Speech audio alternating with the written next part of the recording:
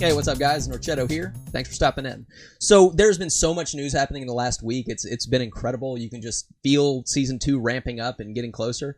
But the most pressing of which I want to talk about is the merch store. And the merch store is up. You can go and buy your jerseys now. There's some general gear, you know, hoodies, shirts, women's fitted shirts, things like that. And a couple unique shirts with some just general markings on it branded for Atlanta that look pretty cool.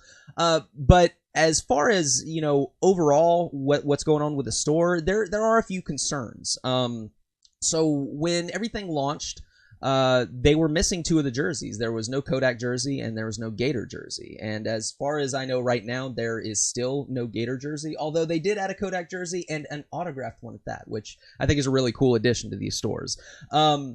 But yeah, they were missing a couple jerseys for the team, so that was a little concerning. And then if you look at the jerseys, they're a little different than the ones we saw. So earlier in the week, we had Media Day, which is where the team goes to the Blizzard Arena. They take team pictures.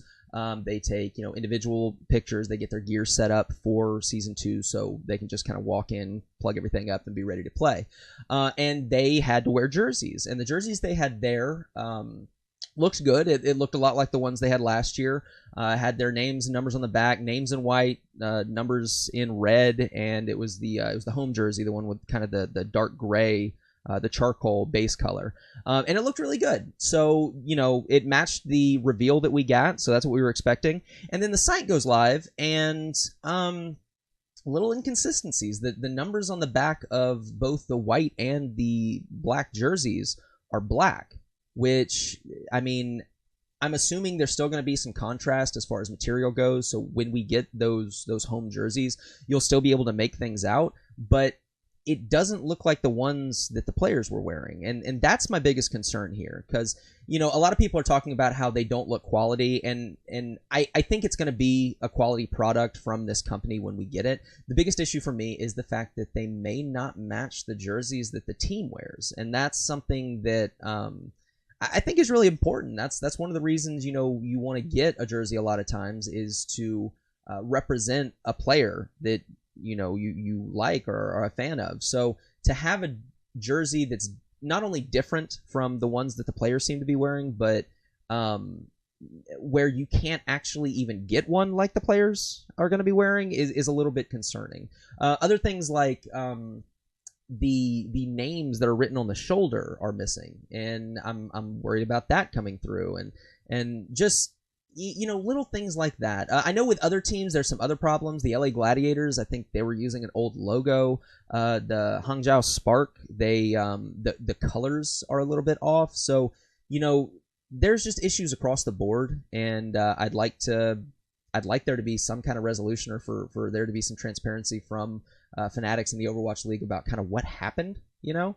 But as far as them being quality products and then looking good on their own, specifically the rain jerseys, I do think they're going to look good. I do think that contrast of black on black with different materials will still look good. It's just surprising to me.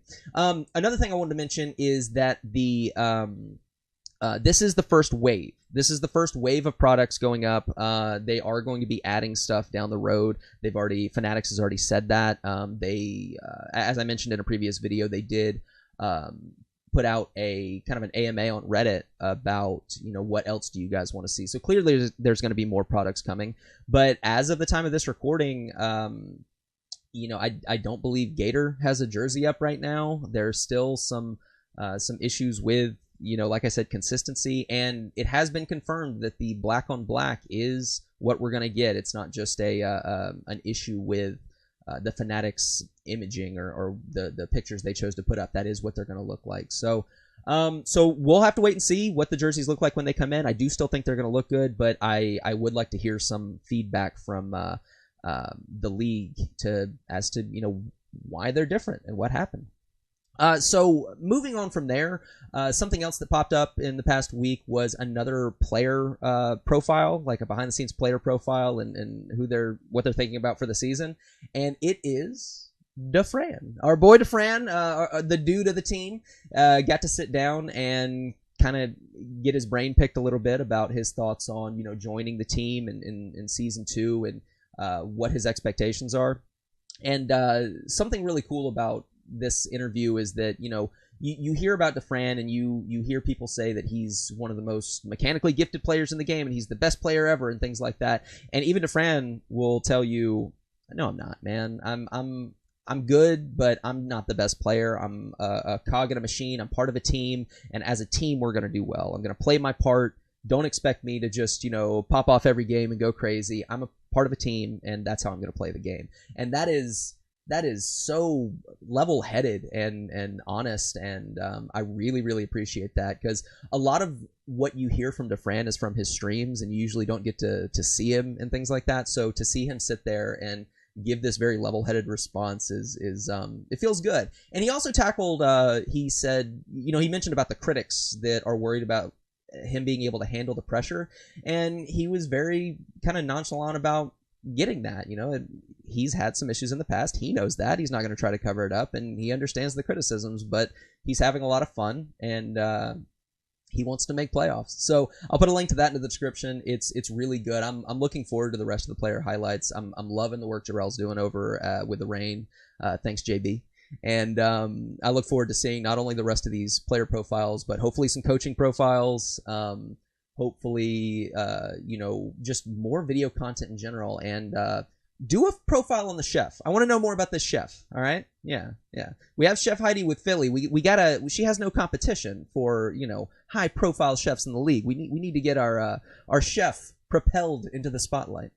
So yeah, link in the description for that. Definitely check it out. Subscribe to the Reign's YouTube channel to get, you know, alerted when those new player profiles go live. Moving on from that, there was an interview put up. So not necessarily an interview. It was more of a podcast from Monte and Thorin. Monte, you know, as one of the casters of the Overwatch League, and Thorin, he's very closely associated with a lot of people through his videos and analytical things, podcasts, stuff like that. So he's very well connected, and they brought on the general manager of the Toronto Defiant and Coach Brad, Sephy, to kind of just talk about their thoughts on the league, how everything developed, and all of that. It's incredibly in depth, and it's pretty long. I think it's like an hour and a half or more. But I really appreciate Sephy's stance on this this interview or this podcast, because it came down to a lot of kind of deep questions, and he was very, very candid about different things. So like mistakes he had made previously as a coach and what he had learned, and general mistakes he saw in the league across the board, things that he learned from the players he signed and how they performed, and how metas developed and things like that, as well as, you know, how the Reign was formed and the thought process going into how that was all developed. So yeah, there is so much to unpack in that extended interview, and I'll put a link. And as far as all the stuff I'm mentioning today about like what you should go check out, this interview with Sephy, if you want to know more about the team and kind of insight into how it operates and where it came from, this is so much just golden information that he's giving out. So definitely check that out. I really, really appreciate everything he's been doing to really give us insights to the team. So yeah, definitely check that out. Moving on from that, we have power rankings starting to come out from different organizations, and we're starting to see where Atlanta is getting placed. So what we're seeing generally is people think Atlanta are going to struggle with maybe some communication issues, and it's going to put them behind, and whether or not they can get through those and kind of climb later in the season is going to be the question. I still think Atlanta is being underrated by a lot of people. Obviously, I'm a little biased, but I think that the only issue is a potential issue with communication, and the fact that we have Dongmin, an in-house on-staff translator, helping everyone be able to communicate and work through any issues that they have. I'm very, very confident that that's going to be something that is very easy to overcome. Maybe not easy to overcome, but something we are fully capable of overcoming with the resources that the team has. So I was able to participate in the Game Haus power rankings, and while Atlanta is still rated a little bit lower in that poll, I did get a chance to bump it up in a couple notches and make my argument. So yeah, people are saying that we're going to see Atlanta maybe anywhere between 10th to 15th place as far as, you know, getting started in the season. And I think generally with concerns about the communication issues, like I said, that's fair, but I do still think the team is underrated. So yeah, what do you guys think of the power rankings? Do you think that we are going to bust out beginning of the season competing with those top level teams, or you think it's going to take some time? I'd love to hear it. But yeah, so definitely check out those power rankings. I'll put a link to the Game Haus power rankings that I was a part of in the description. Something else I had done for the Game Haus, which is it's been a lot of fun, really being able to get in there and represent the Reign with their staff and kind of argue my points and kind of, you know, let people know some of the inside stuff that I have learned from doing a lot of research about the players. It has been really rewarding, and I actually got the opportunity to go on WatchHaus, which is their in-house podcast about just generally the Overwatch League. They're going over reviews for teams before the season starts, and they got me in there to talk about the Reign. So I'll put a link in the description. Definitely go check that out. And last but not least, I was able to put up a preseason preview, a written preview of the Atlanta Reign that I'll also put a description in the link in the description too. So yeah, definitely check all that stuff out. There's a lot of good stuff happening over at the Game Haus for not only Atlanta, but for a bunch of other teams as well if you have a secondary team, because Atlanta's your first team. Yeah, don't even try.